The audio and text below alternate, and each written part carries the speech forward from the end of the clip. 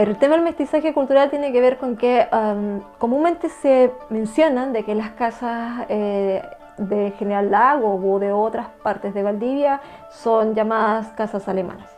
Y en el fondo en realidad no es así, porque son modelos tipológicos, arquitectónicos, que fueron traídos, ¿cierto?, por colonos de Centro Europa, cuyas ideas de cómo debían construir su casa se desarrollan en función de los materiales que existen aquí y a la condición también del lugar.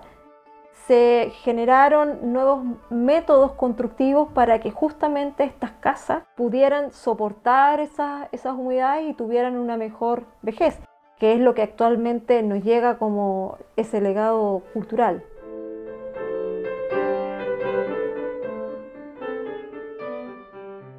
Estos edificios llevan en sí mismo un relato que es el inmueble que resulta, que todos vemos, el inmueble que le resultó a quienes lo construyeron, que lo vemos en las fotografías. Es una composición un poco ecléctica, algunos elementos neoclásicos, como siempre se pide que uno diga estas palabras como neoclásico, neobarroco, bueno, ahí están. Pero se trata de una manera de pensar la casa burguesa, que luego pasa a tener otras connotaciones la casa hasta que llega a ser el edificio público. Pero recibimos una casa incompleta. Por eso que la restauración se hace aún más incompleta, menos integral y mucho más enfocada en recuperar para que algún día alguien pueda emprender esa restauración integral.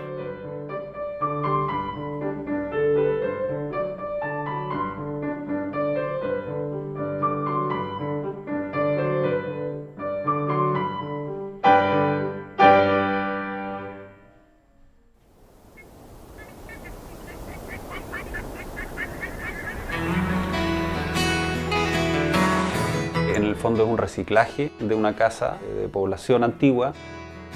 Esa casa tenía un revestimiento de laurel.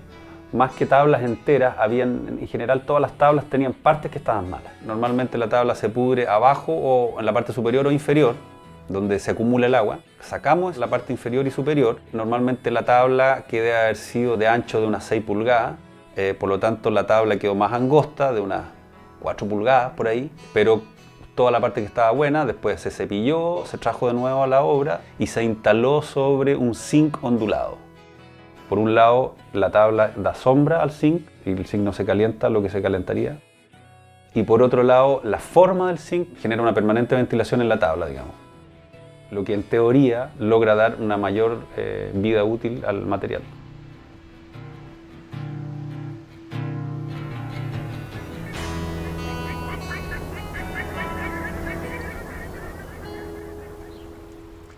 Debiera ser el patrimonio una pregunta abierta y activa y no una pregunta esencialista, es decir, qué es lo que es la figura original de algo, sino cuál es la respuesta a los requerimientos contemporáneos de ese edificio. Y puede que la respuesta sea muy conservadora en términos de que la intervención debiera ser la mínima posible, o puede ser que sea todo lo contrario. El trabajo que hicimos ahí en general fue tratar de reciclar la mayor cantidad de materiales que pudieran ser sujetos de reciclaje, como las ventanas, las puertas y así también el piso, que en el fondo se tomó de distintos lugares, se mandó a serrear y se logró darle otros 50 años de vida. La incorporación de materiales fue siempre con materiales nuevos. Entonces, lo que se instaló en esta época, por así decirlo, es en base a pino y a lo que estaba en el comercio más a la mano, digamos. Las ventanas nuevas son de PVC y los cristales son sin marcos de madera. En la casa que está atrás, en la casa roja, hay un faldón de tejuelas. Un faldón de tejuelas del segundo piso. Que los segundos pisos se adelanten sobre los primeros, es un gesto bien típico del sur de Chile. Yo sospecho que ese gesto tiene que ver con el control de agua de lluvia, con evitar que el agua corra por los dos pisos. Y por lo tanto este segundo piso sobresaliente produce un cortagotero natural.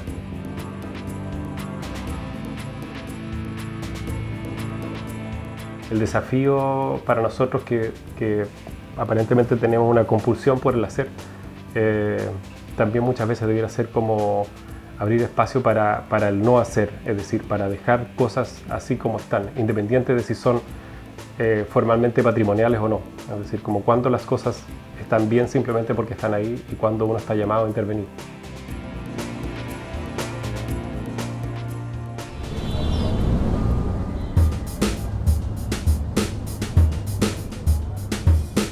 El tema de la idea de capas tiene que ver con cómo se van superponiendo distintas épocas. En una calle tú puedes ver edificios modernos, ¿cierto? Pero también conviven a la par edificaciones en madera construidas hace 100 años. Y si tú excavas un poco, también te vas a dar cuenta que están cimientos y restos de antiguas ocupaciones de la ciudad.